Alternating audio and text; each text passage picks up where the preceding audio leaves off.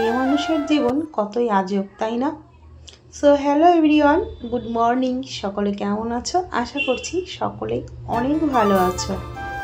আমি তোমাদের শুনি অনেক দিন পর ফিরে এলাম তোমাদের মাঝে। আশা করছি আগের মতোই তোমাদের থেকে ঠিক আমি ভালোবাসা পাবো। এখন বাজে সকাল ওই 6টা মতো। আমার গোলু ঘুমোচ্ছে আর আমি এদিকে অফিসের টিফিন রেডি করছি।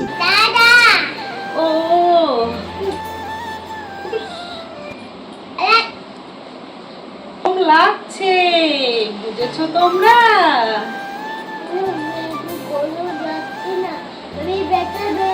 কোথায়? কটকটিগুলোর কথা শোনো, বেবি ব্যথা পেয়েছে এখন।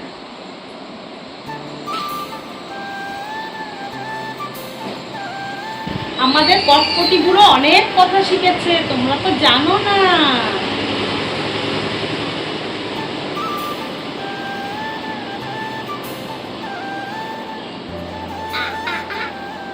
সোজা হও, সোজা হও।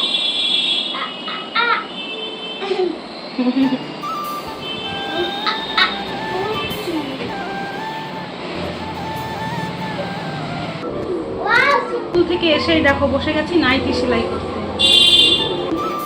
তুমি কি করছিস? কাজ করছি।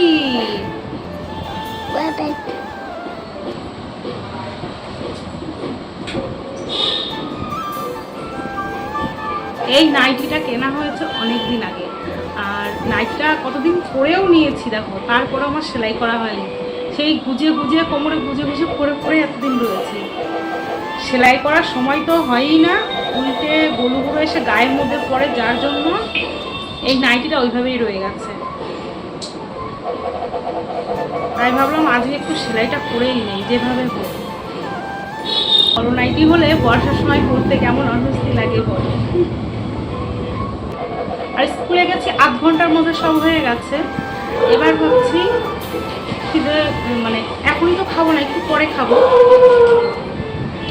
আর গলুকেও একটু ছাতু খাইয়ে নিয়ে গেছিলাম, তাই জন্য অতটা প্রেশার নেই। স্কুল থেকে এসে ঘরের কিছু কাজকর্ম করে আমি চলে এসেছি জামা কাপড়গুলো একটু শুকোতে দিতে। স্কুল থেকে আসার পরে কিন্তু এই জামা কাপড়গুলো আমি ধুয়ে দিয়েছি। আর এখন যদি জামা কাপড়গুলো না ধুয়ে দিই না, ঠিক মতো শুকোবে না। দেখেছো কি আমার মেঘলা আকাশ, যখন তখন বৃষ্টি চলে আসছে, আর একটা জামা কাপড়ও ঠিক মতো আমি শুকাতে পারি না। আর এই দেখো গলুগুলোর প্যান্ট, কত বড় প্যান্ট, আমার মাঝে মধ্যে হাসি পায়। মাঝে কিন্তু অনেকগুলো সময় চলে গেছে, তোমাদের সঙ্গে আমি অনেক দিন ভিডিও শেয়ার করিনি। তো এখন থেকে ভাবছি মানে একদিন পর পর অন্তত লং ভিডিও শেয়ার করব। আমার গলুকে আমি স্কুলে ভর্তি করেছি, আমার গলু অনেকটা বড় হয়ে গেছে এখন। তবে জানো তো, আমার গলুর দুষ্টুমি একটুও কমেনি। ও যত বড় হচ্ছে ওর দুষ্টুমি ততই বাড়ছে। তো এখন আমি আর গলুগুলো খাওয়া দাওয়া করে নেব। এই ডাল রয়েছে, তার সাথে রয়েছে ডিম ভাজা, আর রয়েছে ঝিঙে। তবে আমি পোস্ত দিয়ে করিনি, আমি করেছিলাম এটা তিল দিয়ে। তো টেস্টটা কিন্তু অসাধারণ হয়েছে। আর আমি ঝিঙে দিয়ে তিল দিয়ে কিন্তু এই ফার্স্ট টাইম ট্রাই করেছি। তোমরাও খেতে পারো, খুব ভালো লাগে। দেখো একটু দেখো, তোমরা দেখো, দেখো কি করছে, দেখো এই দেখো কপাল থেকে টিপ তুলে আমার ঠোঁটের মধ্যে লাগাচ্ছে। আমার গলুর স্নান খাওয়া সব কিছু কমপ্লিট হয়ে গেছে। এখন আমার গলুগুলো ঘুম করবে, তাই তো মাম্মি? শোনো কথা, বলে নো ঘুমু করবো না, ও ঘুমু করবে না। আর এদিকে আমার এত শরীর খারাপ লাগছে, প্রচন্ড মাথা যন্ত্রণা করছে। কাল সারা রাত একটু ঘুমাবো।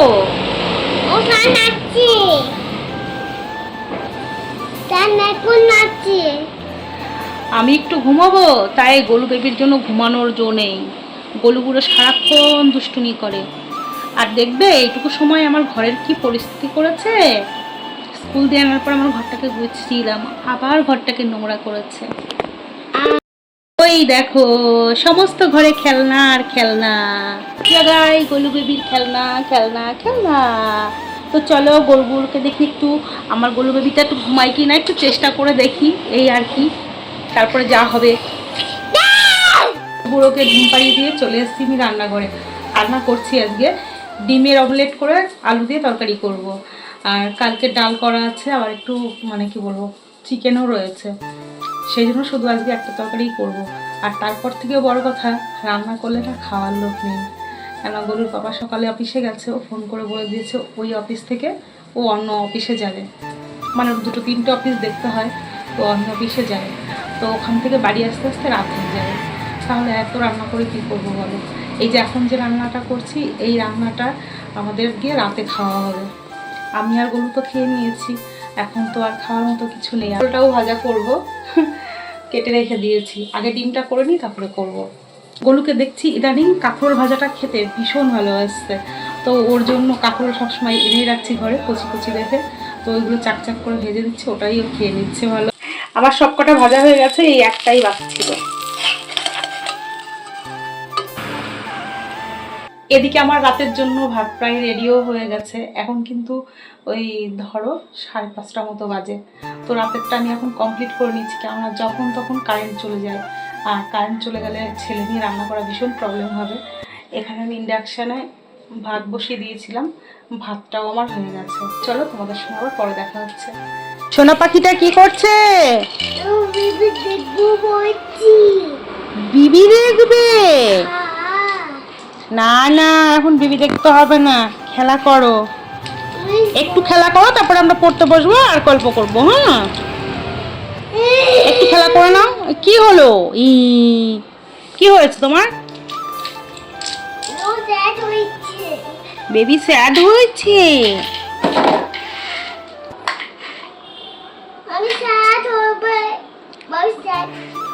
না না, মামি হ্যাপি আছে।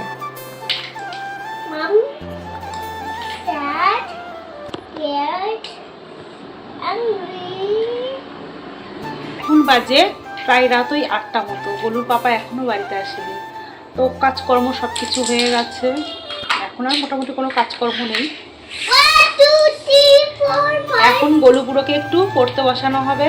তার আগে ও আজকে অনেকক্ষণ ঘুমিয়েছে, মানে ঘুম পাড়াতে গিয়ে আমার 2 ঘন্টা পার হয়েছে, তবে অনেকটা সময় ঘুমিয়েছে। ও ঘুমানোর পর আমি অনেক কাজ করেছি, আর এখন শুধু ফ্রি আর কোনো কাজ নেই। সব থেকে বড় কাজ এখন রয়েছে বাবুকে একটু পড়তে বসাবো। ছোট মানুষ, বুঝতেই পারছো, যদি ওকে পড়তে না বসাই ও সব কিছু ভুলে যাবে। কি হয়েছে মামি? কত হুইলস আছে?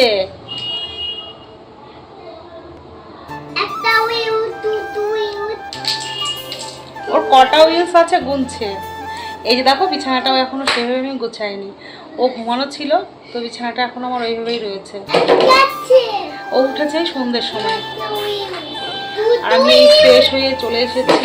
এখন বেশ একটু হালকা হালকা লাগছে। সমস্ত কাজ করার পর যদি একটু ফ্রেশ না হয়, তখন আর মনটাও ভালো লাগে না, কেমন একটা লাগে। ওই এখন নাম্বার, ওই দেখো এখন নাম্বারস পড়বে। নাম্বারস কোথায়? নাম্বারস দেখি তো, সবাইকে একটু দেখি দাও তো। পাপা নিয়ে এসো। তো তোমরা কত নাম্বারস আছে? আমার গোলু পাপা সব কিছু শিখে গেছে না, বোঝে। তবে ওকে মানে আমি সেভাবে সময় দিতেই পারি না, আমার নিজেরই খারাপ লাগে। সংসারের কাজকর্ম সব একা হাতে সেরে তারপর আবার সোশ্যাল মিডিয়াতে কাজ করে না, ওকে যে আমি একটু সময় দেবো সেইভাবে দেওয়া হয় না সময়। মাঝে মধ্যে নিজেরও খারাপ লাগে, কিন্তু কিছু করার নেই, সব কিছু মানিয়ে নিয়েই চলতে হবে। এটার নাম তো জীবন, বলো। তো চলো, আজকের মতো সবাইকে টাটা বাই বাই। সবাই ভালো থেকো, সুস্থ থেকো, এই কামনা রইল। দেখা হবে আবার নেক্সট ভিডিওতে।